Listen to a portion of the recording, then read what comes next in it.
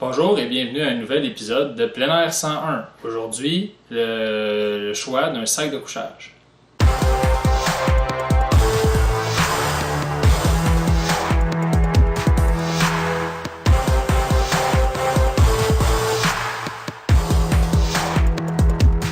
Donc, premier modèle de sleeping, c'est un sleeping qu'on pourrait dire classique, sleeping carré. L'intérieur est en coton. Ça a certains avantages. Premièrement, le prix.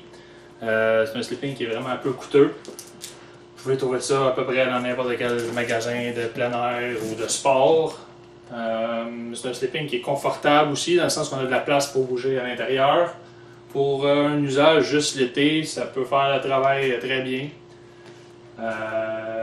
Par contre, puisque le matériel c'est du coton, c'est un matériel qui absorbe l'humidité. Puis avec le temps, ça devient confortable, là, surtout par temps plus froid. Sinon, c'est un sleeping qui est quand même bien fait, mais qui a, je dirais, aucune utilité pour des activités d'automne ou de printemps, et encore moins l'hiver. C'est sûr que ça ne fait pas le travail. Mais pour des activités simplement l'été, une nuit ou deux, ça peut être un très bon choix.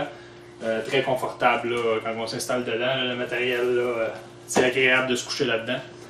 Ensuite, vous avez le deuxième modèle, c'est-à-dire le style momie. Si on regarde la forme du sleeping, il est plus large au niveau des épaules. Puis il rapetisse jusqu'à la base, là, au niveau des pieds, il est vraiment pas large.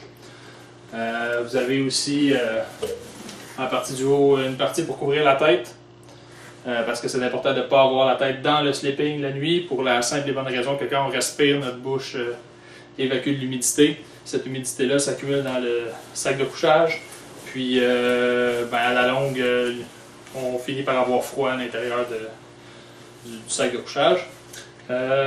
Côté matériel, c'est complètement synthétique. Ça a l'avantage de ne pas absorber aussi facilement l'humidité. Par contre, c'est un peu moins confortable, c'est un peu moins agréable. C'est aussi plus léger que l'autre modèle. Donc si c'est un sleeping que vous voulez utiliser dans des déplacements, là, quand vous faites de la marche ou du vélo, c'est plus avantageux d'avoir un sleeping de ce type-là avec des matériaux qui sont synthétiques, beaucoup plus légers. Aussi, avec la forme que le sleeping a, on a moins de surface à réchauffer avec notre corps pour être confortable. Donc, c'est des sleepings qui sont plus adaptés pour l'automne ou l'hiver, dépendant là, du modèle que vous achetez. Il y a aussi des sleepings qui sont un peu plus techniques, dans lesquels il y a un espace pour mettre les pieds au fond, pour garder les pieds au chaud. Des compartiments de rangement pour que ce soit le sac de rangement du sleeping ou des petits objets. Ce modèle-là ici, vous avez aussi un zip qui part du bas. Fait que si vous êtes du genre à toujours avoir chaud aux pieds, ben vous pouvez sortir les pieds en bas du sleeping pour vous rafraîchir un peu et avoir moins chaud. Il existe aussi des doublures de polar, comme celle-là, que vous ajoutez à l'intérieur de votre sac de couchage. C'est fait comme un sac de couchage avec un zip. Ça permet de gagner quelques degrés supplémentaires là, que vous allez être confortable avec votre sac de couchage. En polar, ça a aussi l'avantage de ne pas absorber l'humidité. Donc, moins d'humidité, moins de froid. Plus confortable. Il y en existe aussi en coton. Pour l'été, ça peut être agréable. C'est toutes des options qui s'offrent à vous. Donc, des petits trucs pour utiliser le sac de couchage. Premièrement, comme je disais tantôt, ne pas mettre la tête à l'intérieur du sac pour éviter d'accumuler de l'humidité. Vous pouvez avoir la tête, mais tant que vous n'avez pas le nez et la bouche à l'intérieur du sac, ça vous évite des problèmes. C'est sûr qu'au début de la nuit, c'est confortable, on est bien, on est dans le noir, c'est bien fun. Mais plus le temps passe, plus l'humidité s'accumule, plus on a froid.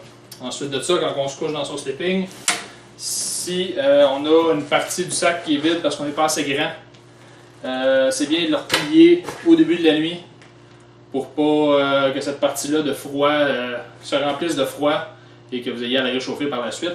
L'autre moyen aussi, c'est de le friper un peu pour le raccourcir, pour avoir les pieds au bout du sac de couchage. Si vous voulez vous coucher en boule, vous Vous rentrez au complet dans le sac puis vous couchez en boule avec le sleeping et non pas dans le sleeping. Sinon, au moment où vous allez vous réétendre, vous allez avoir une partie froide à réchauffer. Autre truc aussi, pour ranger le sac de couchage, plusieurs essayent de le plier, de le rouler, tout ça. C'est joli. Par contre, c'est plus difficile de rentrer ça dans le sac de transport. Ça a aussi le désavantage qu'à la longue, les plis que vous faites pour l'emballer restent dans le matériel. Puis ça fait des zones où le froid peut traverser plus facilement, l'isolant étant rendu plus mince, plus compacté dans ces zones-là. Donc pour ranger un sac de couchage, vous prenez le sac avec et vous faites juste le rentrer comme ça directement dans son sac. C'est vraiment beaucoup plus facile que d'essayer de le rouler. Sauver beaucoup de temps. J'ai un sleeping ici qui est dans son sac de compression. Ça donne une idée un peu de ce que ça a l'air une fois qu'il est comprimé. Si je le défais,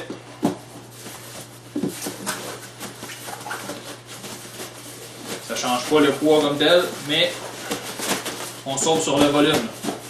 Vous voyez, il est pas mal plus grand comme ça. Tantôt, il était plus compact.